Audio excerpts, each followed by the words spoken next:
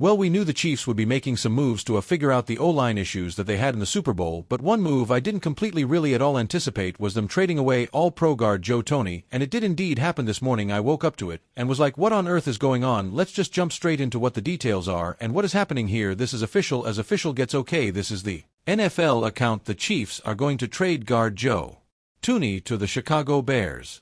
Bears desperately needed an upgraded O-line. Caleb Williams, the first think, was the third most sacked quarterback in NFL history in a single season. Some of that was on Caleb Williams, some of that was on them needing to redo their O-line. So in 24 hours time this happened yesterday, and today the Bears made two moves. They agreed to a trade, go get Jonah Jackson from the Rams, and then they also just traded for Joe Toney from the Kansas City Chiefs to go get Joe Toney. By the way, they gave up a 2026 fourth-round pick, so the Chiefs get a fourth-round pick, not for this year's draft, but for next year's draft. There's kind of a lot to process through here if I'm going to be honest with you. Let me just start with why the Chiefs did this, at least one part of the reason why I think they did this. I just realized my other monitor is not on. Who cares? When they extended or franchise tagged Trey Smith, I said, hey, think what they're trying to say here is Trey Smith is their answer for guard of the future. He's only 26 years old. Joe Toney is 33. He's on the back 9 of his career, right? So we all knew that, but we thought potentially the Chiefs would extend Joe Toney for a couple more years, and that's going to lower his cap hit this year. Well, the problem is Joe Toney playing so well that he still deserves a big extension, and the Chiefs probably knew that. They recognized it, and they're like, well, they thought what we're all thinking: how you going to pay Jawan Taylor, Trey Smith, Creed Humphrey, Joe Toney, and go get a left tackle potentially in free agency as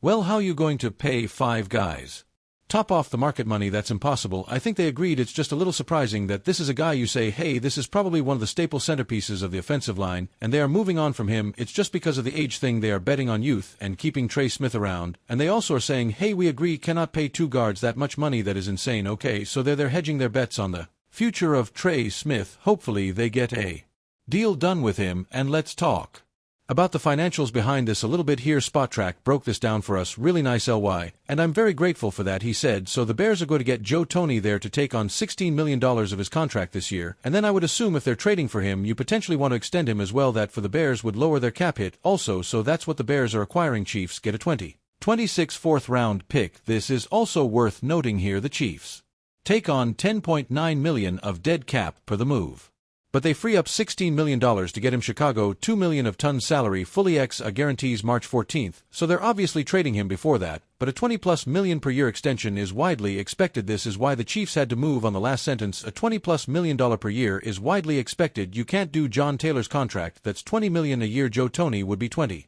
million. Trey Smith would be $23 million a year. Creed Humphrey would be $18 million a year. You can't do it now. You can move on from Joe or Jawan Taylor. They already moved on from Joe Toney, but you can move on from Jawan Taylor next year, and I do think they do that, but you couldn't pay everybody. It's impossible. I'm surprised. I'm not going to lie you. I don't know that I love this move per se, but I can see the reasoning behind it. Okay, the future, I don't know how it helps them now, like chasing another potential Super Bowl appearance in 2025. But we haven't seen the rest of moves make. Sometimes we are reactionary. We overreact to moves that are made early, but we don't know the full picture. The Chiefs, Brett v. all these guys, they've got the blueprint. They have a much better idea of what they are going to do than what we do. This now puts them around, by the way, freeing up that $6 million in cap space they needed to get cap compliant. They're not there yet. I'm pretty sure they're still negative $1 million, but it's better than $7 million, which is what they were after tagging Trey Smith. I also thought this was interesting. Ian Rappaport said Kingsley Swam-Matia, a former second-rounder, will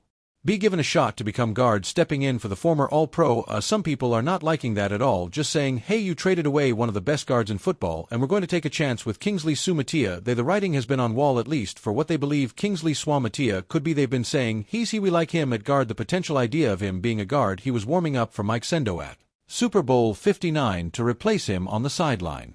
Mike Sendo was playing left guard. Okay, then I think in Week 18 against the Broncos he played guard. Then recently Andy Reid said Heck is high on him. That's the O-line coach for the Kansas City Chiefs. Andy Heck is high on him and his potential at guard. That's kind of what Nate Ty, this is what Nate Ty was saying. He said Kingsley Swam-Matia will now be given a shot to start at left guard for the Chiefs. Left tackle remains the question mark, but I doubt Andy Reid and company leave that unaddressed. Chiefs had so much tied to their O-line after tagging Trey Smith. Something had to give. We all agree. Like, I get it, it's unfortunate. What are some people saying? Well, why can't they get a draft pick for this year? I don't know, but they did get a 2026 fourth-round pick. You can still package that and you can use draft picks from future years to go up and get somebody. It's worth noting they've gotten a couple draft picks now from trades. They've got the third-round pick for the Snead trade. That's this year's Draft they've got the extra 2026 fourth round pick now for trading away.